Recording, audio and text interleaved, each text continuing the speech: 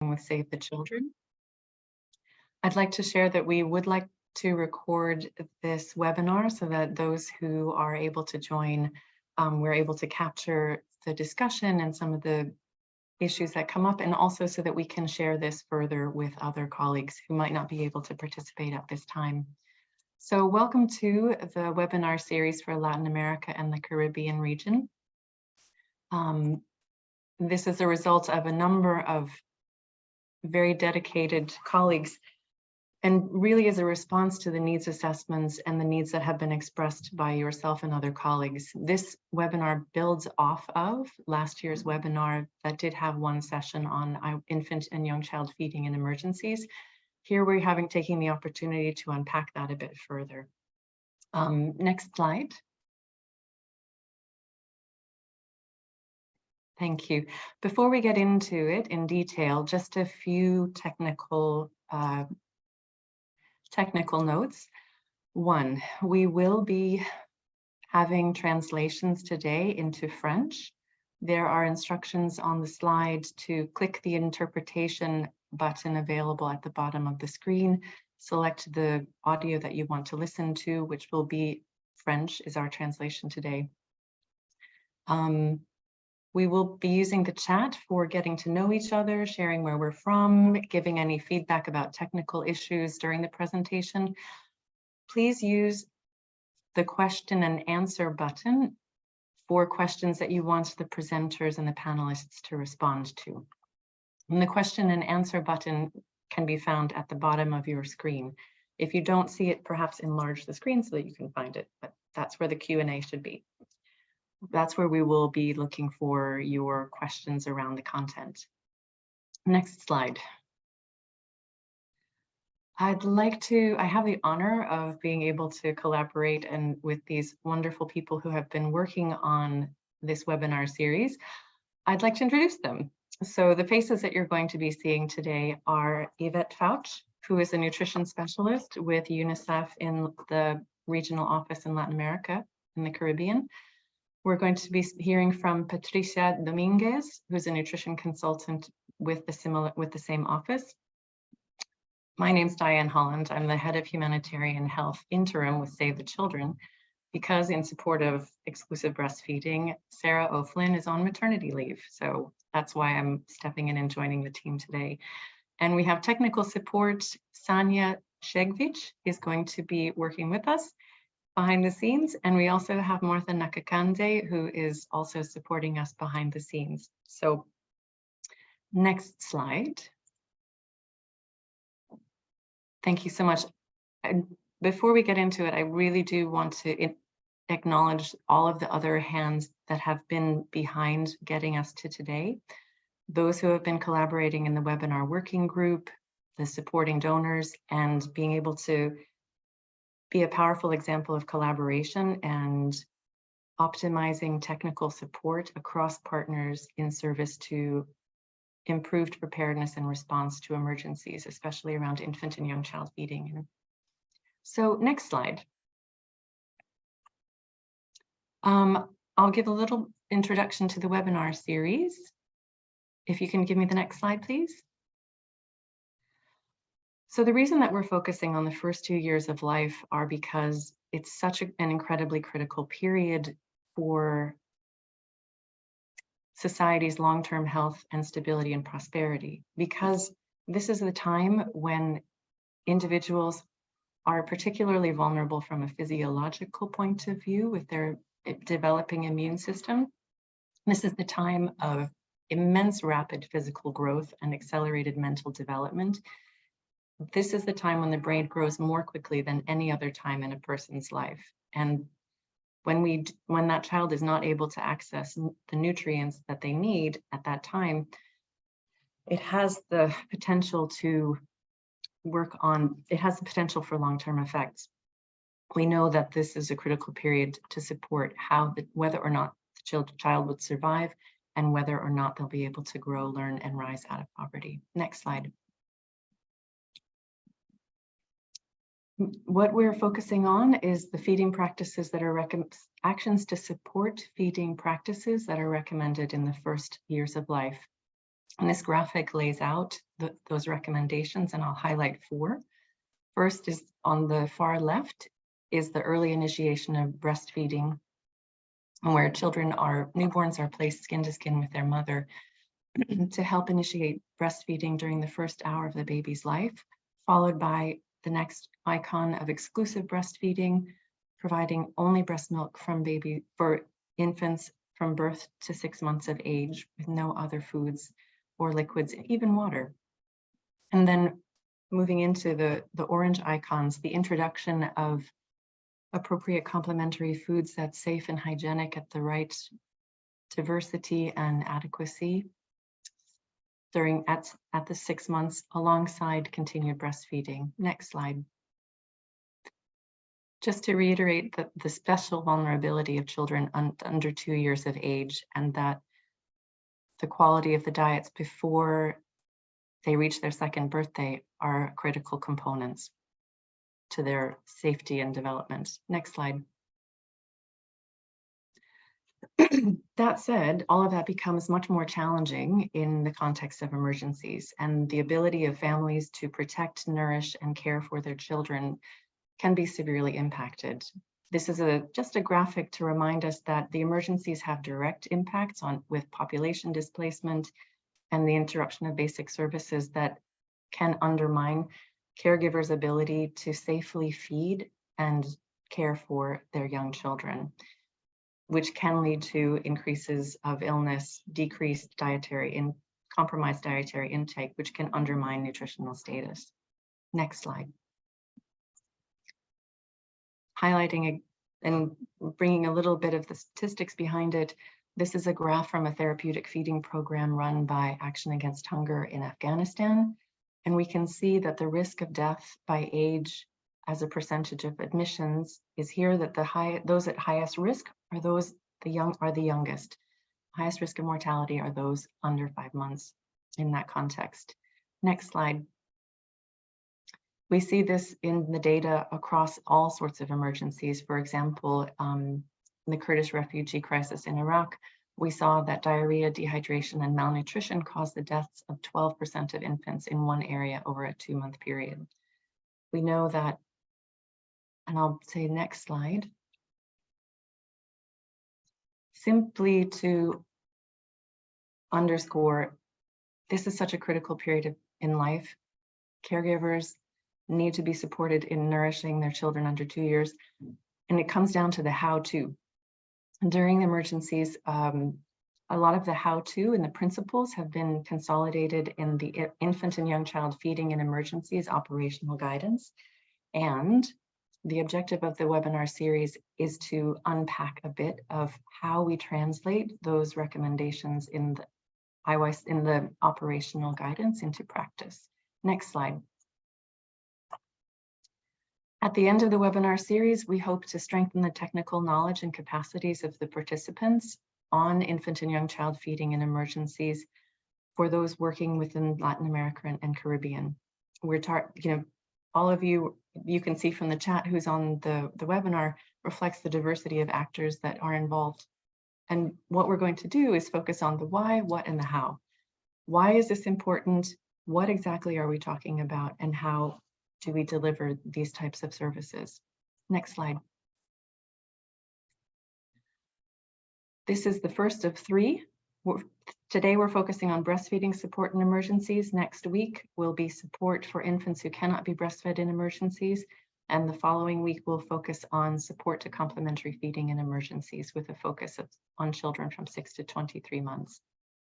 All people who attend all 3 of these webinars will have a completion certificate issued. Okay, with that said, as the background, next slide.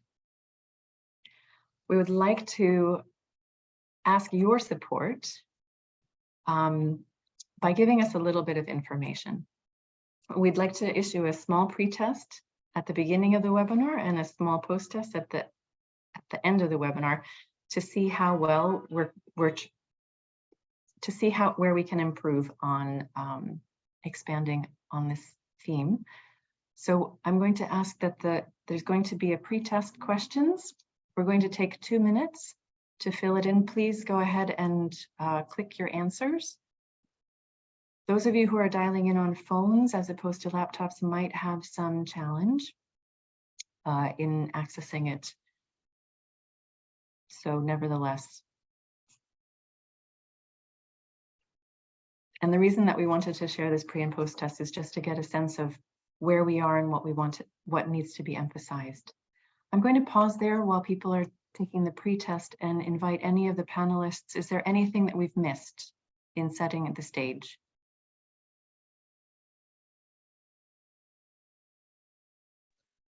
No, we haven't. Everything was Okay. said. Thank you, Diane. Okay, thank you, Yvette. So we'll take just 60 more seconds for the pre-test. There are 3 questions.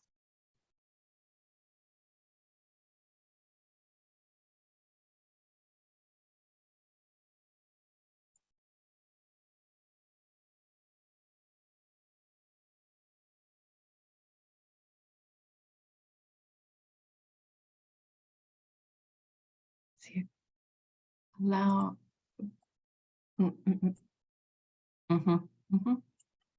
So I think we're having a few, have about 20% have responded. We'll give a little bit more time.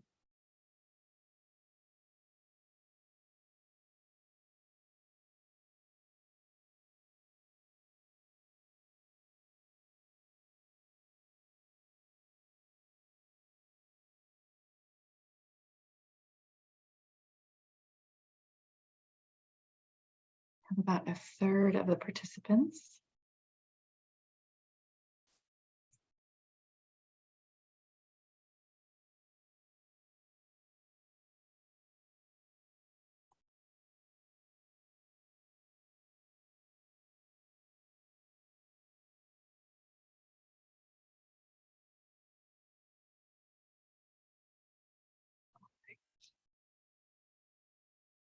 Maybe 15 more seconds.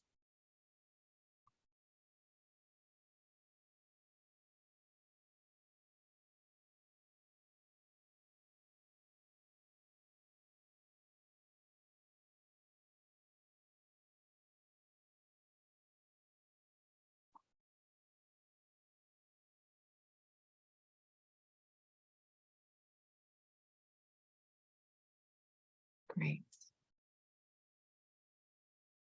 I think we will.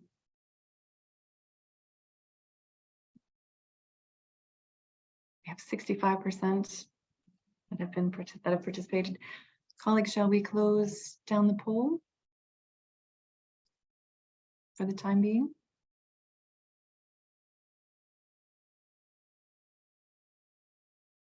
Yes, I think we can close it. Okay, wonderful. So we have 75% have participated. Thank you so much. I appreciate the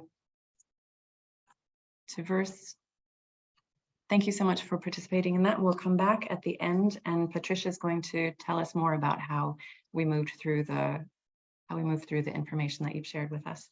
So with that said, I think we will pass over with the next slide to Patty, to Patricia. And she will be, with the next slide, she'll be explaining why breastfeeding support is necessary in emergencies. There we are. Over to you, Patricia. Thank you, Diane. Good morning. Thank you for joining us. Now we are talking about the evidence underlines why breastfeeding is a life-saving intervention in emergencies. As you can see in the screen, exclusive breastfeeding is the most effective intervention to prevent death in children under 5. In the Valayo group study published in The Lancet, they found that the 30% of death can be prevented with adequate breastfeeding practices. This rises 90% when complementary feeding is included. Next, please. Here, there are some data from the UNICEF World Report 2016 from the first hour of life.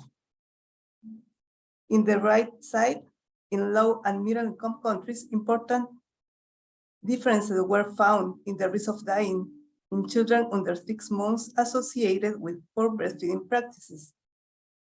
40 times higher risk for those who were not breastfed at all, 2.8 times higher when they received food and liquids in addition to breast milk, and 1.6 when they received liquids in addition to the breast milk.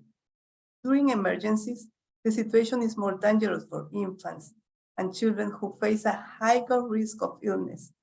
In emergency context, it has been reported that the total mortality rates of children under 1 year can reach 53%. Next, please. Here we can see the relationship between morbidity and mortality from infectious disease and breastfeeding practices.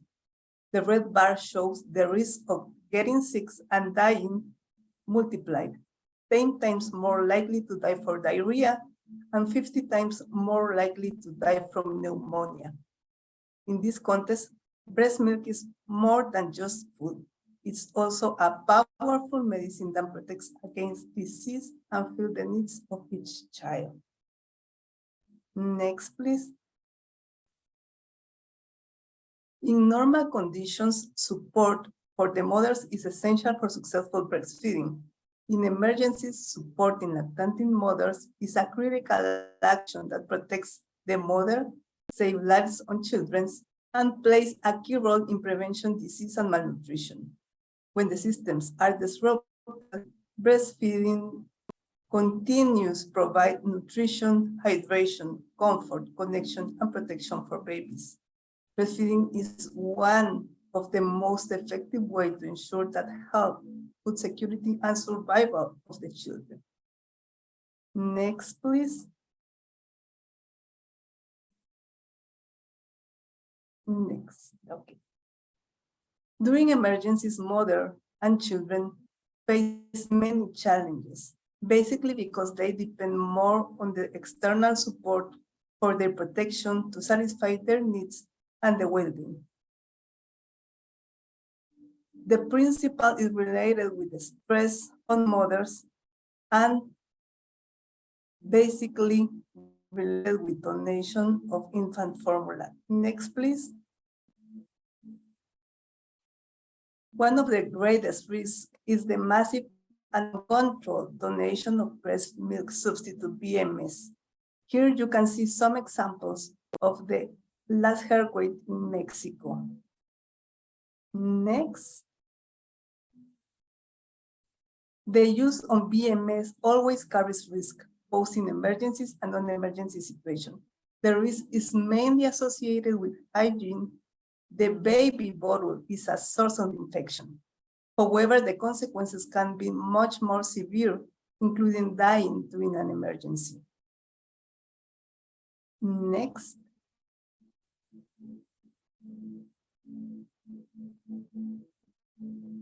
Next, please. The use of BMS is contraindicated in the majority of cases. In addition, their poor handling, mainly for hygiene reasons, increase the risk to the baby's health. Next. In addition to the disruption with breastfeeding practices, it also creates dependency on artificial feeding in a low resources context. The donations many times are expired. They are wrong types of BMS, are labeled in other languages, and has effects in short term and long term. Next, please. As we have seen, the combination of non-breastfed children is extremely vulnerable. Unnecessary amount of formula can be fatal. Increase the pre-existing disparities between breastfed and non-breastfed children. And finally, next. In emergency, breastfeeding is like life-saving intervention that should be protected. Breastfeeding remains the safest, most nutritious, and reliable source of food for infant children. save lives because protect for getting sick and dying. Mothers need support after traumatic events, and the nutritional needs of lactating mothers should be prioritized in emergency response. Thanks. I give you the floor, Diane.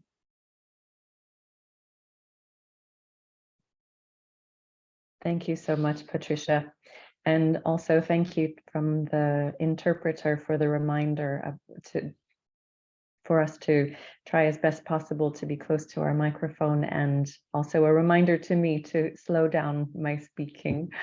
Thank you so much, Patricia, for unpacking more some of the increased mortality risks and why, and giving us more information on why breastfeeding itself is a critical life-saving intervention in emergencies. Next slide, please.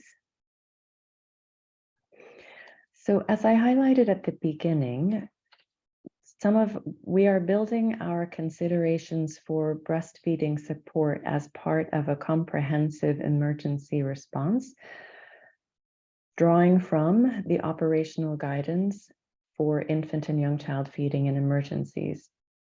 Within that guidance, there are 5 considerations where the support for breastfeeding is highlighted. In particular, overall, protect, promote, and support early initiation of exclusive breastfeeding, to protect, promote, and support exclusive breastfeeding for those less than 6 months of age, and continued breastfeeding for children aged 6 months to 2 years or beyond.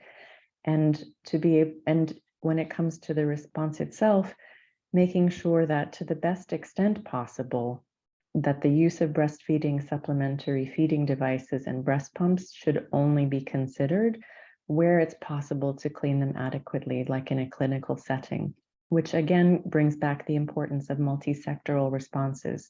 A nutrition response without the water and sanitation and hygiene response will ultimately be more challenging, and is just re-emphasizing the multi-sectoral nature around planning for and delivering infant and young child feeding in emergencies. So the operational guidance highlights the importance of and keeping these considerations, and then it comes down to the how to deliver these. In 2018, the World Health Organization published a guideline for counseling of women to improve breastfeeding practices. Those were complemented with an implementation guidance on counseling to improve breastfeeding practices. From the emergency and humanitarian side, we understand that there are a number of additional considerations, and those have been developed into an additional guidance on how to implement breastfeeding counseling in emergencies. And some of the material that we're going to be sharing today draws from that. Next slide, please. So to start, breastfeeding counseling, what are we talking about?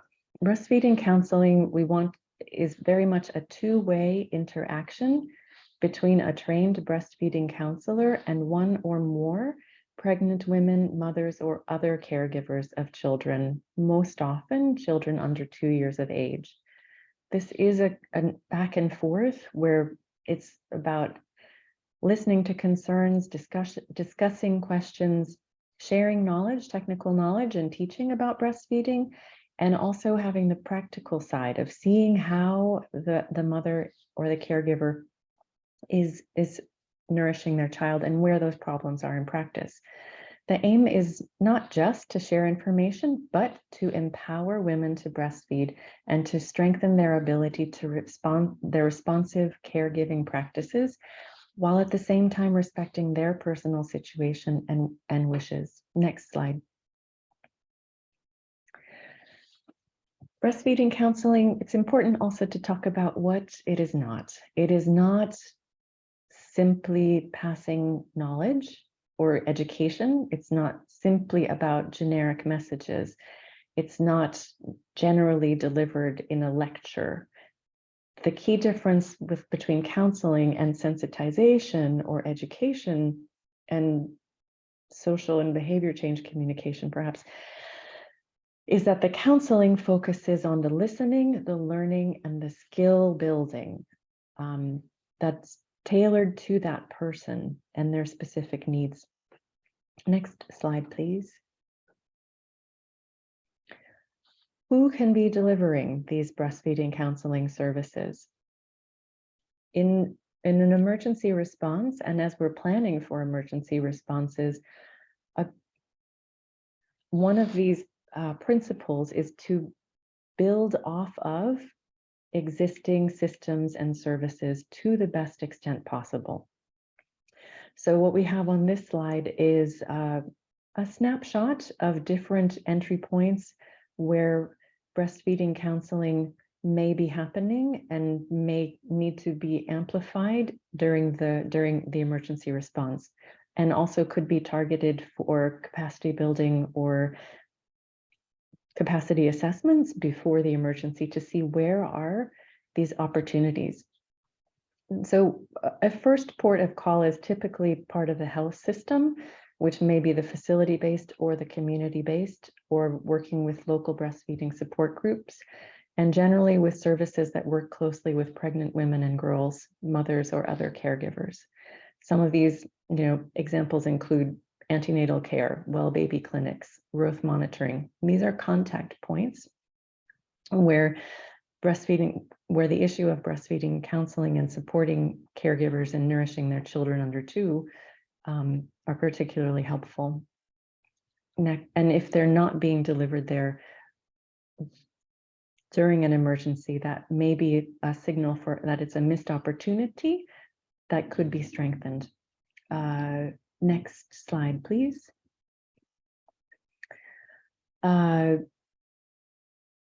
Also, when it comes to the pre-existing, we have some guidance specifically tailored to working with pre-existing community women and women's groups, and within safe spaces also called mother and baby areas. You can see on the slide the icons for them, and just to let you know, when we share all of the materials for the recordings and from all of the different webinars, we'll also be sharing links to all of these resources. But just to mention that that we do have resources already available that can help unpack how to engage support groups so that mothers can increase their benefit from sharing their experiences one-on-one within that support group, which is an incredibly powerful space to support women sharing with women and addressing common problems around breastfeeding in a humanitarian context. And those are generally delivered outside. Well, they can be delivered inside of health facilities or outside of health facilities. Again, it's not just sharing information. This is about engaging with those groups for the listening and the learning and the skill building around breastfeeding. Another of these areas that I mentioned, the safe baby spaces, mother-baby areas, more and more in emergency responses, we're seeing specific places for women to be able to safely breastfeed and nourish their children in ways where they're able to access direct support and oftentimes a bit of trying to make a quiet space so that there can be this one-on-one assessment, counseling, and appropriate support and referral for care if needed. Next slide. So I've spoken a bit around some of the entry points, the starting point, building off of what already exists. And typically a first starting point would be within the health system. We also want to, coming back to the point that supporting infant and young child feeding in emergencies and breastfeeding counseling in particular is a multi-sectoral effort. And there are possible entry points for counseling when we look across different sectors.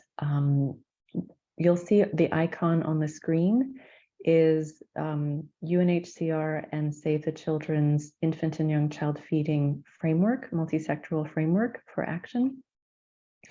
And it highlights how other actors in other sectors also have contact with mothers, caregivers, and are engaged in services to support infants and young children.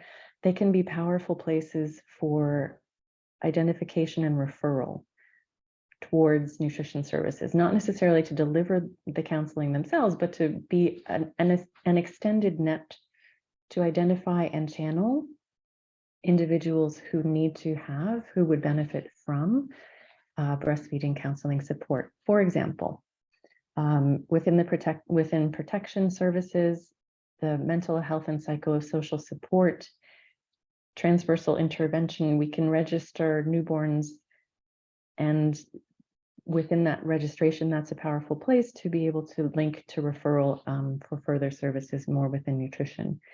Within the wash sector, they can be helping to deliver the filters, the water, the soap, the hygiene kits, so that parents and caregivers can nourish children safely. And for example, within the food security sector, making sure that those food distributions or ways of accessing food are enabling parents and caregivers to access appropriate and adequate complementary foods. And within that, that's the bit of an infrastructure that we can tap on to make sure that individuals have access to the skills and the knowledge and the support to be able to fulfill these recommended infant and young child feeding practices, with, in this session, an emphasis on the breastfeeding counseling. Next slide, please. So I mentioned the guidance, the implementation guidance for breastfeeding counseling and emergencies. We'll unpack that a little bit together, and I'm just checking time. Yeah. So the first recommendation within that implementation guidance is that breastfeeding counseling should be provided to all pregnant women and mothers with young children. The primary population of focus is pregnant girls and women, as well as mothers and other caregivers of infants 0 to 11 months and young children 12 to 23 months. We know that many other breastfeeding, it takes a community around that woman and that infant to be able to successfully breastfeed and nourish their child. And that means engaging also the fathers and other co-parents, grandmothers, mothers-in-law, and other family members and community members that are appropriate within that specific cultural context. Those breastfeeding this highlights the fact that other decision makers and influencers around the mother-child dyad can benefit from understanding the reasons why we support breastfeeding and seeing their role in supporting the woman to do so. Next slide. At the same time, we do recognize that there are specific challenges in emergencies, and that resources may not be in place, coverage and access may not be in place for all pregnant women and mothers with young children to receive breastfeeding counseling support. And so within these adaptations and compromises within the implementation guidance, there's one way to address these challenges is a prioritization of those groups that are most vulnerable. If we can't reach everyone, the implementation guidance supports decision makers on how to prioritize services. So in this slide, just to highlight, there are not recommendation, but the distinction is that there are 3 priority levels. And the first one is mother and baby dyads that are in need of immediate help.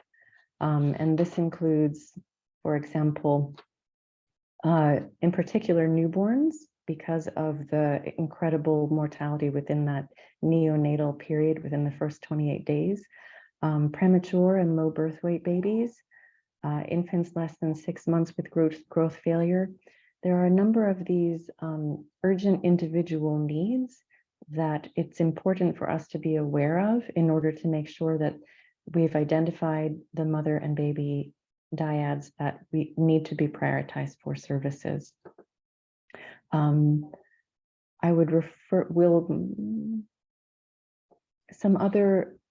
we also want to, let me also highlight here, I mentioned characteristics of physiological vulnerability for the child. We also take into account the status of the woman in prioritizing services. For example, breastfeeding women that are malnourished or severely ill or living with a disability which impacts their feeding would also be some of these vulnerabilities that indicate if we can't get everybody, make sure that we're trying to support these mothers and infants that are most vulnerable. Next slide. In addition, like the second layer, if we're able to if the capacity is in place to be able to expand, the second priority would be in capturing and supporting vulnerable groups at higher risk of feeding difficulties. For example, breastfeeding mothers or other primary caregivers of infants under 6 months of age, first-time mothers who oftentimes need additional support because this is a big learning curve, teenage, adolescent mothers who also are, at higher risk. And also looking at some of the other vulnerabilities within maternal health. Those that are maybe at the bottom line is we try to get everybody, but if we have to prioritize, there are some ways that we can triage risk. And these are some suggestions of specific groups that might require additional support. Next slide, please. Thank you. And as the third layer is everyone, all other pregnant and breastfeeding women and caregivers with infants and young children. A distinction I'd like to offer here is that one, sometimes an emergency response, we have to start prioritizing, and that means not to say that we only focus there, but as capacity increases and access increases, that we continue to build off and expand out this type of support. It's just to say, sometimes we have to start where we can and prioritize what we can, and then continue to build off of that. I will leave that distinction. Next slide, please. So two other recommendations in the implementation guidance are that breastfeeding counseling should be provided in both the antenatal period and postnatally up to 24 months or longer, and that breastfeeding counseling should be provided at least 6 times and additionally if needed. Next slide. During emergencies, like I said, the priority is to provide counseling when it is needed in terms of timing and as often as needed in terms of frequency. People planning and in the middle of a response should not be discouraged from planning and delivering breastfeeding counseling services, even if it may not be feasible to achieve the recommended minimum 6 counseling contexts. While it's not ideal, a single counseling contact can make a difference, particularly during a difficult or stressful time when positive feedback and emotional support is especially valuable in supporting women's confidence and self-efficacy in their breastfeeding. So again, the implementation guidance shares ways that we can, when we're planning the response and developing the response and moving through the humanitarian response, ways that we can consider ways to ensure that services are delivered to those who need it most often. Those who need it most, who are most vulnerable in that emergency context. It's not a hard and fast prescriptive thing. These are offered as recommendations, and there within the implementation guidance, there are a number of additional recommendations on how to overcome challenges that make it difficult to reach everyone with that requires breastfeeding counseling.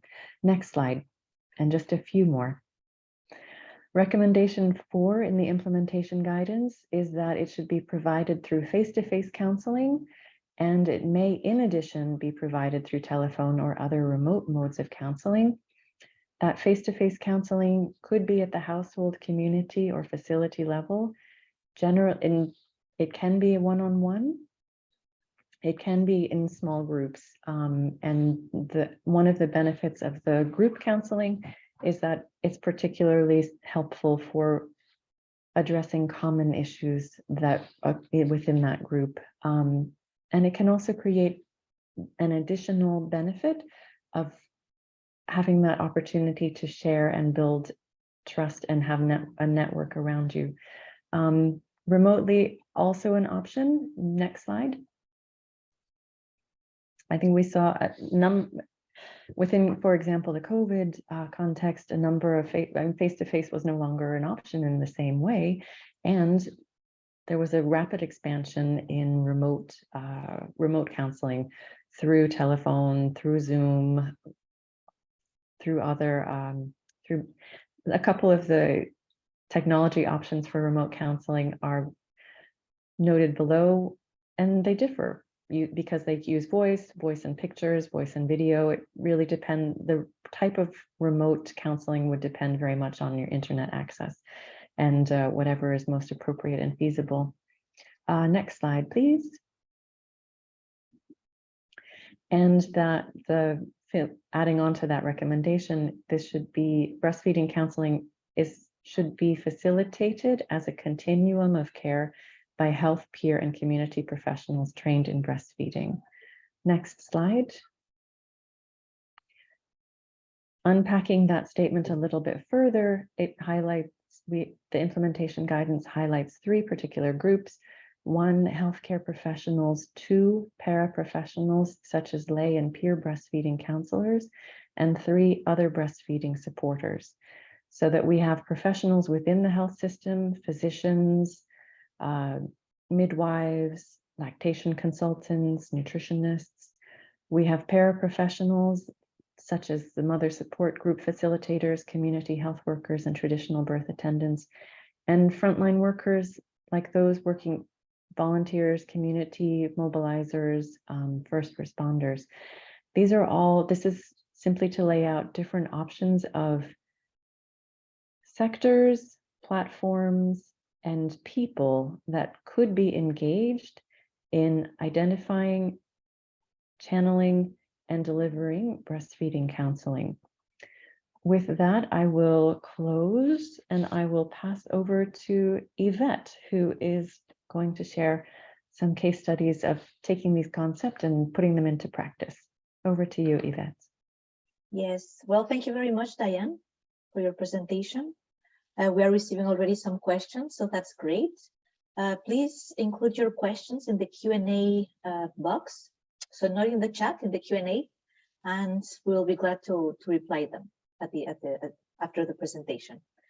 Okay, so we'll focus now on how can breastfeeding be protected, promoted, and supported during emergencies. We have seen what is needed, why it is needed, but how really to implement it in an emergency context. Next slide, please. Okay, so this is the overview of the suggested course of action to support breastfeeding in emergencies. So we have 4 key activities: coordination and communication, situation analysis and identification of needs, response planning, and response implementation and monitoring and evaluation. And we have also suggested a timeline. So we suggest that the first 2 are done immediately or as soon as possible, then have the response planning in the first week, and then in the first weeks and beyond, have response implementation and monitoring and evaluation. Again, this is a timeline that is suggested, but the more prepared you are in your countries, the faster you will be able to respond. So this is why it is important to take that into consideration. So, and just to say, I mean, response planning, it's written in the first weeks. But again, if it takes several weeks to a month or more, just take into account that children that need support during this month are at heightened risk and may probably die, just as our colleagues presented. Okay, so let's go now into these different 4 actions. Oh, sorry, I forgot to mention. A key important aspect is coordination along the whole process with nutrition partners, but also with other sectors. Next slide, please. Okay, and we will use a case study, the case study of LATAM, a middle-income country with a pre-crisis population of 5 million people. And the emergency is a greater flow of migrants. As of September 2022, LATAM welcomed 30,000 migrants, and 10,000 have been identified as population in transit. And here we have identified complete families, including caregivers, mothers, babies, children. So yeah, a lot of families and young children. Next slide, please. Okay, so now we're going to focus on the first action, coordination and communication. So here are the 2 actions highlighted in bold. Next slide, please. Okay, so the first action to take is to activate a nutrition coordination mechanism, and specifically a working group around infant and young child feeding in emergencies. So the objective is to plan and coordinate response activities together to achieve better results.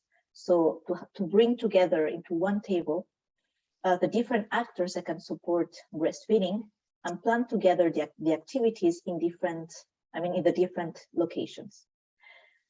Then the leadership.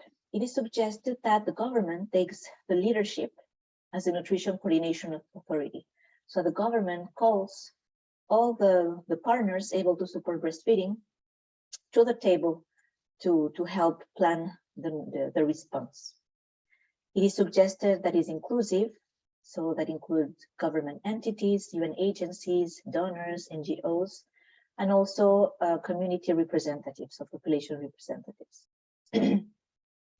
It is suggested that it is really specific to infant and young child feeding, so feeding children under 2. Otherwise, if it is a topic under another broader mechanism, it may be lost. So it is suggested that it's not under health or food security. And it is suggested that it's functional, so that it meets regularly to coordinate activities. It can be maybe every day during the onset of the emergency, and then at regular intervals. That's a key point. Next slide, please.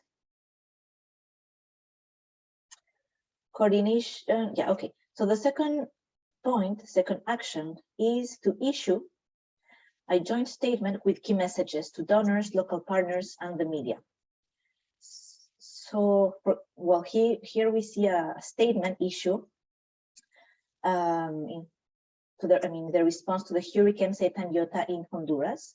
So the idea is to communicate to, again, the population, the media, and partners, humanitarian partners, to discourage donations of infant formula, of breast milk substitutes, and instead encourage financial contributions to support urgent community needs, and also focus on the importance of supporting lactating women in emergencies, and to actively support breastfeeding. So communication is critical in the first hours and days of responding to an emergency, given that, as we already know, when an emergency hits, there are also, I mean, massive donations, or at least some donations, and many of them are infant formula that put infants at risk. Next slide, please. In our case, in the case of LATAM, I just wanted to mention here that last year we issued, this joint statement at the regional level, and it's related to the migration context. So it was issued for several countries, but it can also be, it was also relevant for, it could also be relevant for LATAM, so our case study in this presentation. Okay, next slide, please. Great. So the second action that we need to take is situation analysis and identification of needs. So here, these are the actions under this specific activity. And I want to say that, I will be presenting in a sequence. However, it's not that linear in the sense that activities, some of the activities are really related to response. So yeah, just to say that activities should not be conducted in this specific order. Next slide, please. So the first action is to conduct a secondary analysis of existing data. So really to understand what was the situation of the population before the crisis. So it is suggested to develop a profile to inform, so it's basically maybe a 2-pager, to inform early decision-making and immediate actions. And this will also help to advocate for funds for the nutrition response. So it's suggested that it includes pre-emergency child nutritional status, pre-emergency feeding practices, such as breastfeeding initiation in newborns, early and exclusive breastfeeding in infants under 6 months, the number or proportion of non-breastfed infants under 6 months, the breast milk substitute use, etc. And we also suggest to collate any information regarding knowledge, attitudes, such as attitudes regarding lactation, wet nursing, or use of donor human milk. And it's also suggested to estimate the caseload of children under 2 years of age. So to have that ready. And the sources of information can be national and subnational surveys, health information systems, program data, including from different sources. Next slide, please. So here in our case study, LATAM, we see that pre-crisis data is showing that, for example, exclusive breastfeeding is only 37%. So in an emergency, that should be taken into account in the sense that not all children will be breastfed. It's important to, identify the groups, the population at risk, just as Diane presented. But again, take into account that also we would need to support children who cannot be breastfed. This is a topic we will see next week. So this is the type of information you can already analyze having pre-existing data at hand.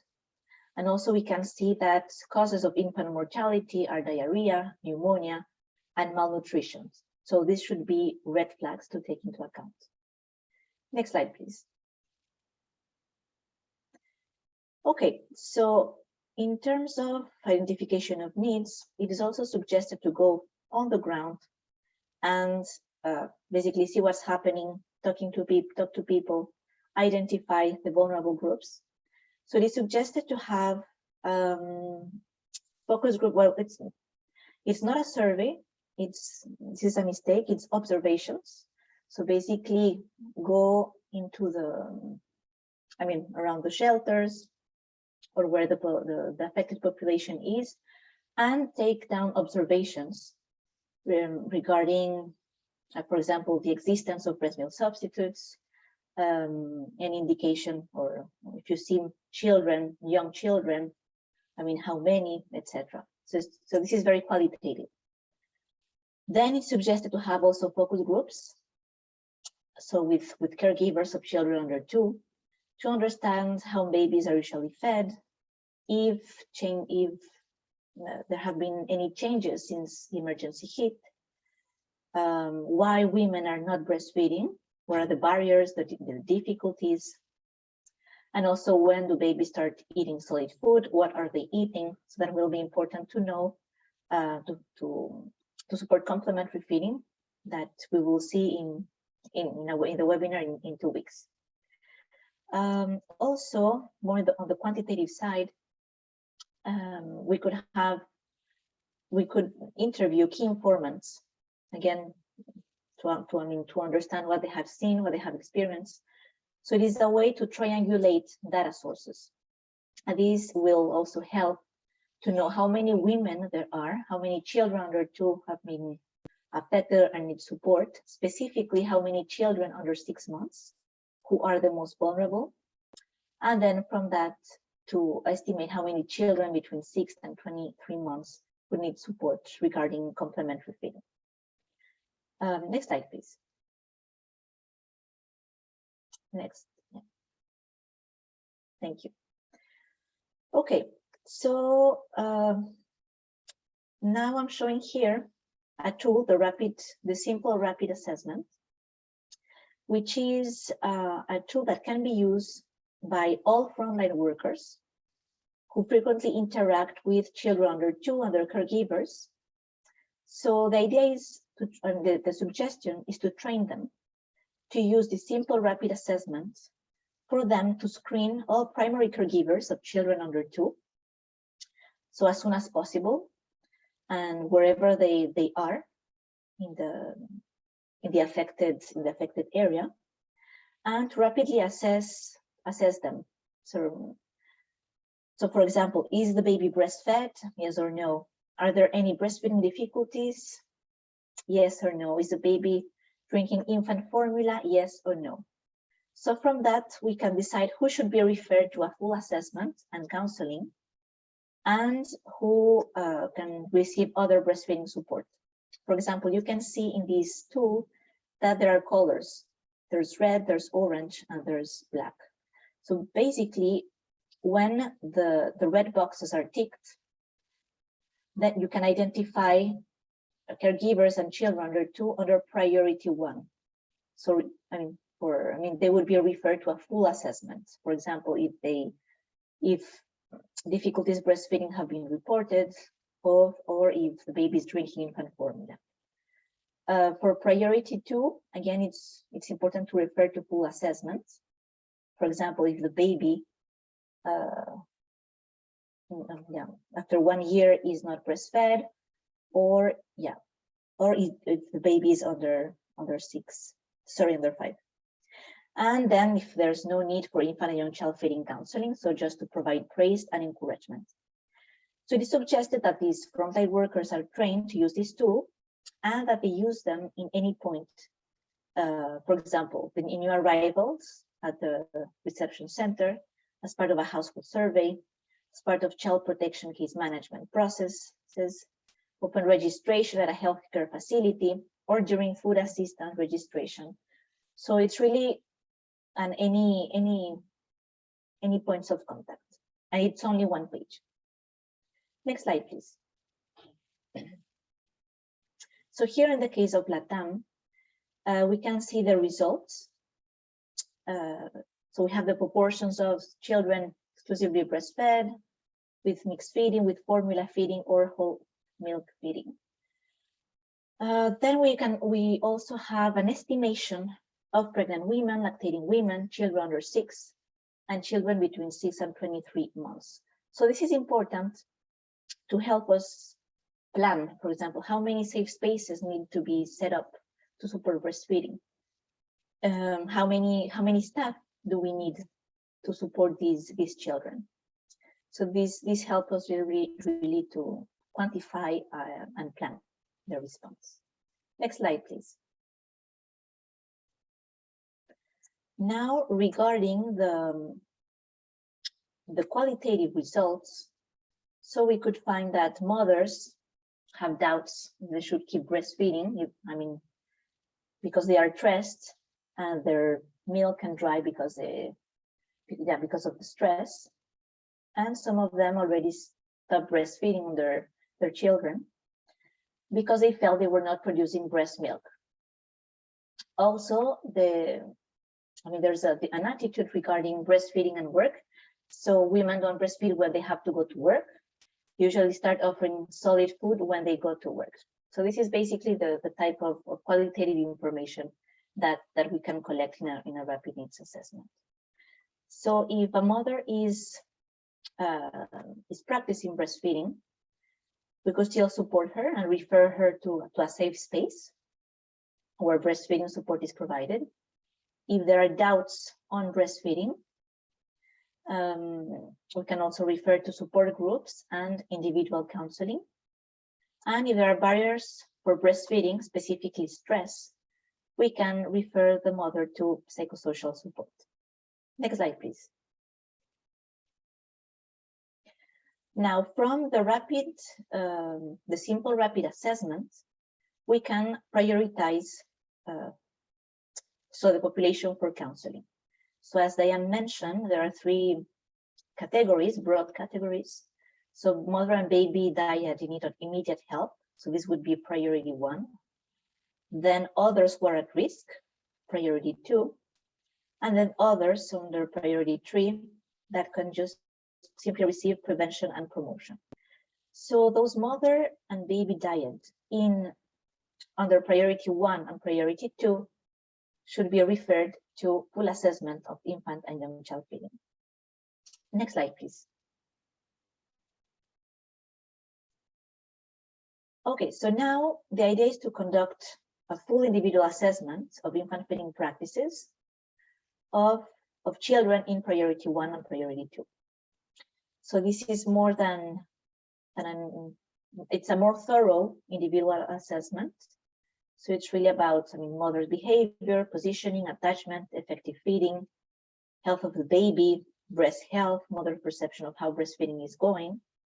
And from that, determine what type of support is needed. If it's a problem that can be simply resolved, for example, positioning, or if they need a more thorough support, such as including relaxation support, or if the mother and the mother and baby should be referred to other types of support, such as malnutrition treatment or other health services. So this is a document of 5 pages that goes, of course, more in depth. Next slide, please. And here I'm showing who should be conducting or could conduct the different types of assessments. So breastfeeding supporters or health and nutrition promoters could conduct the rapid needs assessment. So they can screen caregivers in the community using the tool, and they can disseminate simple key messages. There are also other paraprofessionals that can identify the need for more advanced counseling and conduct the full assessment, and then also provide basic counseling and support.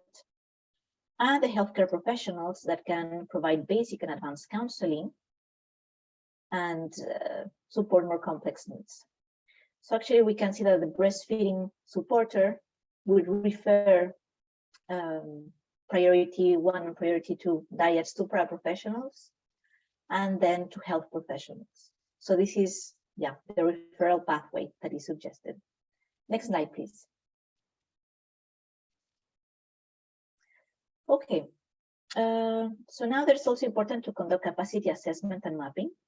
So to identify the capacity of human resources who can deliver counseling during an emergency. So because you will need expertise to support all these mother and babies identified. So it's important to conduct this capacity assessment to understand who's available to respond and also what competencies they have compared to what is needed. And this will guide the counseling capacity building plan. So to address any gap identified during the capacity assessment. And this is an important activity to identify learning and human resource planning needs.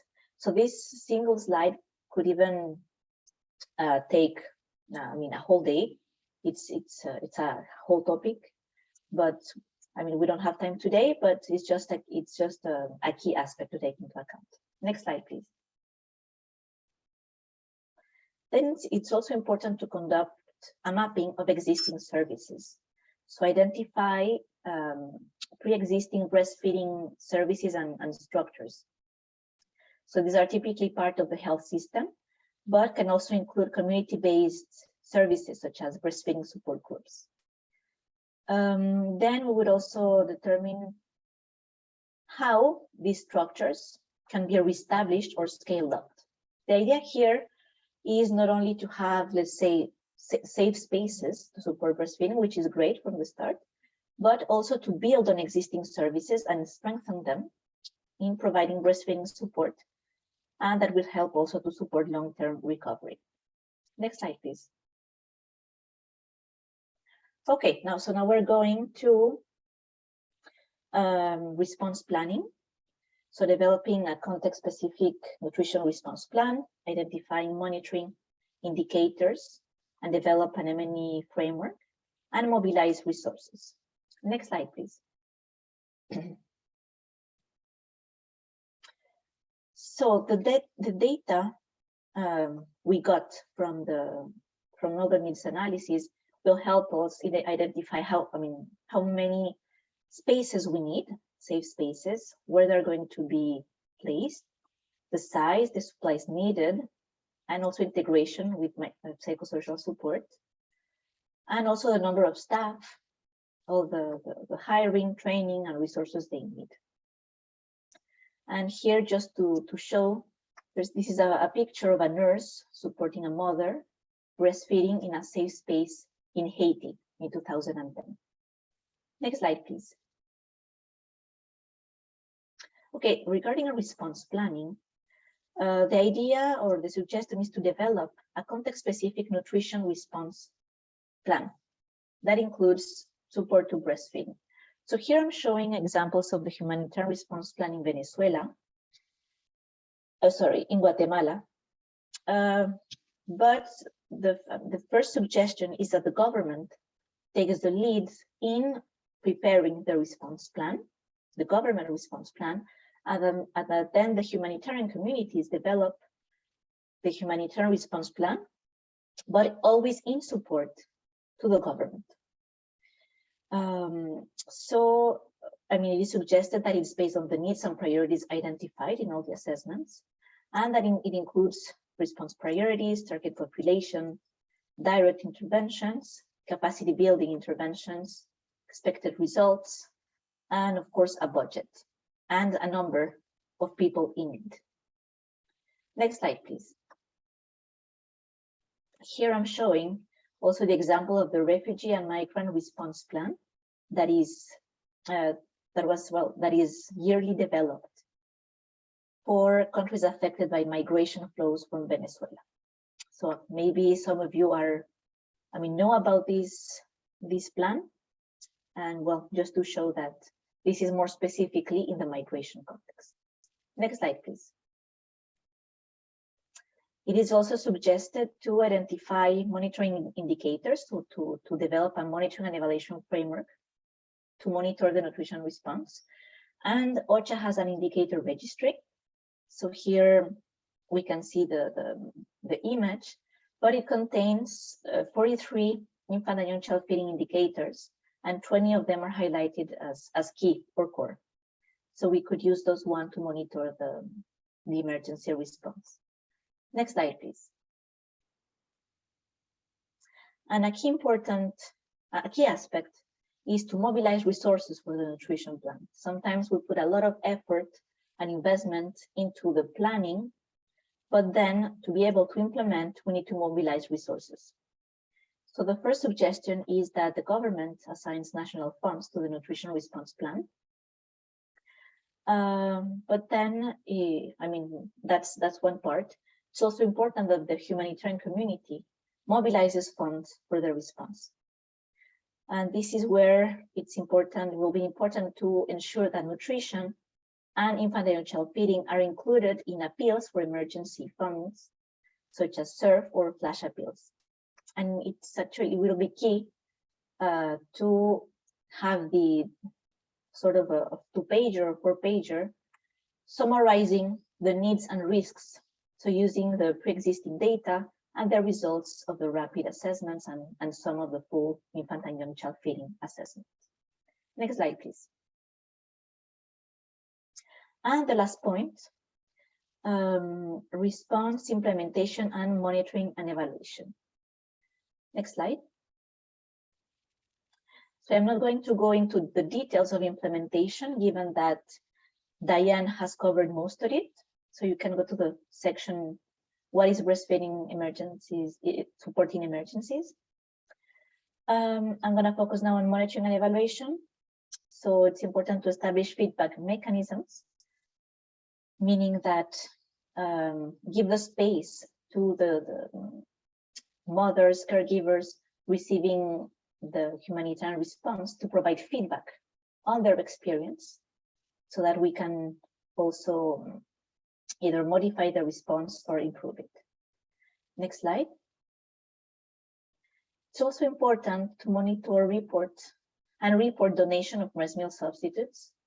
So there is a tool prepared by the Global Nutrition Cluster that, well, it's a guidance on really how to conduct the monitoring of breast milk substitutes.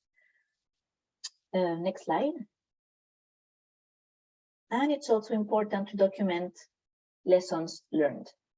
So for example, here we see an image of, well, this is from Somalia. So it's an experience that have been documented in the field exchange review from the Emergency Nutrition Network. Next slide. But also here we can see 2 peer-reviewed articles, one from Mexico and one from Haiti, documenting key lessons learned that could be taken in the future emergency responses. Next slide, please. And I'm almost done. So what about preparedness? So as I was saying at the beginning, the faster you can respond, the more lives you can save. So you can gain time by having many of the elements here in yellow prepared in advance. So having a coordination group specifically for infant and child feeding, having the joint statement on the importance to protect infant and child feeding, so have it ready in advance to be issued. Also conducting the secondary analysis of existing data, having the tools ready to conduct a rapid needs assessment and individual assessments and capacity as well. Then develop maybe a draft of the nutrition response plan, including training and indicators, and the tools for monitoring and evaluation. Next slide, please. Just to show very quickly, these are some of the resources. This is the timeline we're showing here. So resources have been developed since 2004 by WHO, but we have, these are being developed and updated year by year. Next slide, please. These are more. And next slide. And these are the most recent ones. So from 2018 until this year. Next slide, please. And that's all from my side. I give the floor to Diane. Thank you.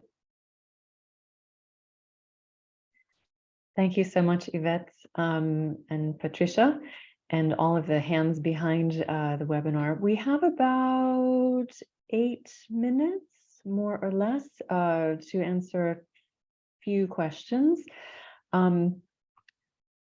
First of all, maybe one thing to say, I recognize that this is a lot of information around the why, the what, and the how. I hope that it's not overwhelming, and actually to be able to see the diversity of tools and guidance and learning already in this space is a great resource that all of us have to draw on. With that, I'll open it up to questions. Maybe what we'll do, going in order. So there's a question from the beginning around how are lactating mothers to be in the category of recipients who receive breastfeeding counseling? That is absolutely part of the considerations. So thank you for that, Lily, for reminding us that lactating mothers are very much part of the group of individuals that we would want to ensure mothers, whether mothers at any point in their pregnancy and after delivery. And another question, I'm getting a little bit more into the details. Can a mother restart breastfeeding after a stressful time or a very poor appetite in the first month or two, and how difficult is it? Yes, women can be supported to start breastfeeding again with relactation support. I wonder, other panelists, if there are any reflections you might want to share around relactation support. Yes, thank you, Diane. Just to mention that relactation is not easy. It can take several days. So yeah, mothers would need patience. That's also what we maybe don't have in emergencies. And they would need a lot of support from a trained health professional, or a trained counselor. And there's a guidance regarding relactation, and this is a topic that will be presented in the next webinar next week. Wonderful, thank you, Yvette. And while we have you here, there was a question around the assessment component, which is more efficient, a qualitative approach or a rapid needs assessment. Perhaps you could give us a little bit more in terms of approaches, weighing the approaches to this type of work. Yeah, thank you. So I think the most efficient one is a simple rapid assessment. So it's really a tool of one page that it's very simple to use, and any of the humanitarian actors can be trained very quickly on how to use it. So this would be the most cost efficient, let's say. But if you want to know more about the feeding practices at the community level, then you can conduct a focus group discussion. But then that will take a bit more work. I mean, you need to identify the caregivers and organize a focus group discussion. So that may need more logistic. But yeah, I think the key aspect is to start with the rapid needs assessment using the simple rapid tool. Thank you, Yvette. I think that is a very helpful distinction about there are a range of tools, and the role that the technical expertise role is to be able to say, here is what I need to do. I need to understand what the situation is. Here are the conditions and the capacity and the time that I have. In this condition, this would be where we would start. And then if you have more resources, more time, more capacity, then you would do this. So it's really about making sure that we're taking action, starting small, even if we need to start small, and then building out with time and as capacity changes. There's one more question, and then I think we'll wrap up the Q&A session, which came in. And I think, Yvette, this was in relation to the discussion on the joint statement. You mentioned instead of receiving formula donation, we can receive contributions to community entities. However, ethically, we shouldn't receive donations from formula companies. I think this is getting at, overall, we discourage the donation of breast milk substitutes within an emergency if they are required for an infant with no other option for breastfeeding. Those children also need to be nourished, and that the preferred one way of addressing that is for financial contributions to the overall response to be channeled to the nutrition technical coordination body or groups, to then make sure that they are the ones that are involved in securing supplies of breast milk substitutes as needed. I don't think that we encourage taking financial donations or formula donations or in kind from formula companies in general. But Yvette, I'll pass it to you. Okay, thank you. I think regarding, donations, it's also that this joint statement targets donors that will fund the emergency response in water and sanitation, in food security, in different sectors. So it's important to also target them and inform them that funds are needed for the nutrition response. So we are not calling them for donations of food or breast milk substitutes or any, but yeah, more financial contributions to support the response. Yeah. Wonderful. And I think that goes through our questions. And with that, I think we'll pass over to Patricia for our final test.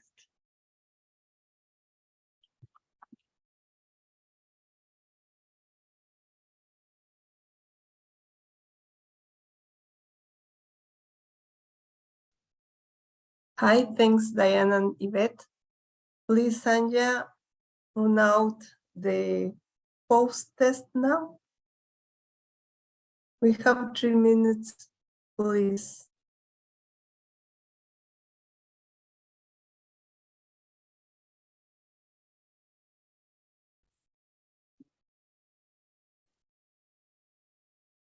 And maybe just to add this, if these are the same questions that you saw at the beginning, we want to be able to very much appreciate you adding in, just so we can gauge what we've been able to accomplish on this webinar. Thank you, Patricia.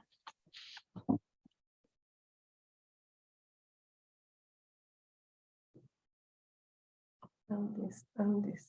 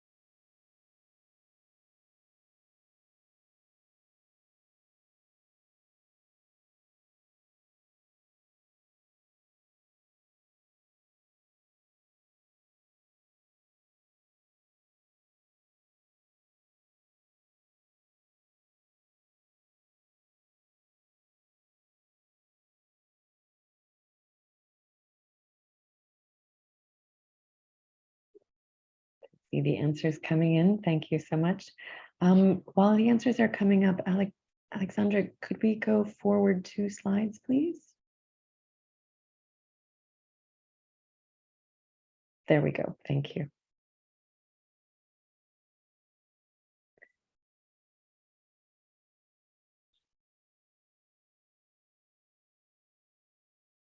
We've passed 30%. Thank you.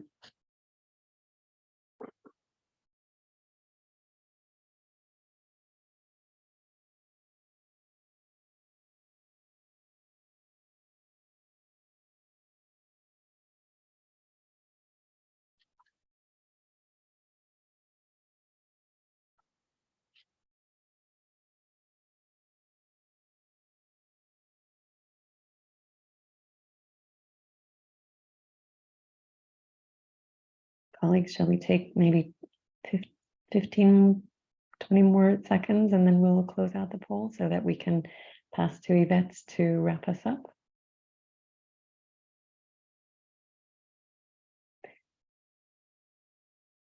My suggestion is, since we've hit 50%, why don't we close out the poll? And to keep us to time, pass over to Yvette to wrap us up.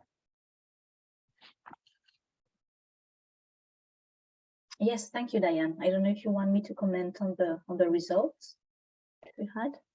Please. Okay, just very quickly. So during the emergency, which of the following statements is false? So the stress caused by emergency affects breast milk production. Donations are a threat to maternal breast milk production. And then we see mortality rates for children under one emergency can reach up to 53%. So the false is the number one. So many of you got it right. Stress caused by emergency affects breast milk production. So yeah, I mean, this is the false statement. It doesn't affect production. So this is something that why mothers need to be also supported. We need to build, to empower them in their ability to produce breast milk. Number two, which of the statements is true? So during emergencies, all infants and their mothers or caregivers must receive individual assessments to establish the type of support they need.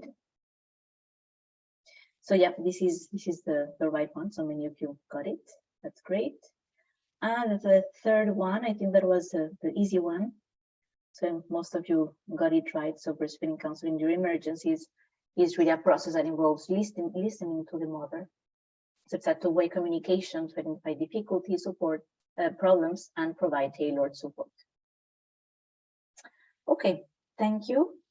So now let's go to the next steps and closing. Next slide, please.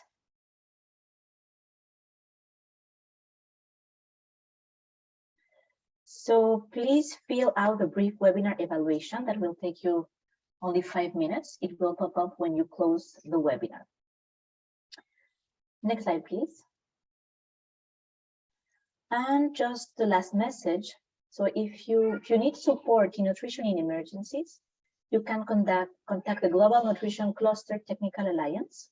So you can visit the website and click on request support. So depending on the type of support you need, remote or in country, or to hire a consultant directly, or simply if you have a simple and quick question, you can request support. So please do not hesitate to use this resource. Next slide, please. So this is all. Thank you very much for your attention and your time. So we hope we filled your expectations with this webinar. So there were many more questions that we were not able to reply. So we will prepare a document with all the questions, the answers, and those will be shared with all of you at the end of the webinar series. And we will invite you to attend next week our webinar on supporting children or infants who cannot be breastfed in emergencies. So thank you very much, and looking forward to the evaluation, to the results of the evaluation. Thank you.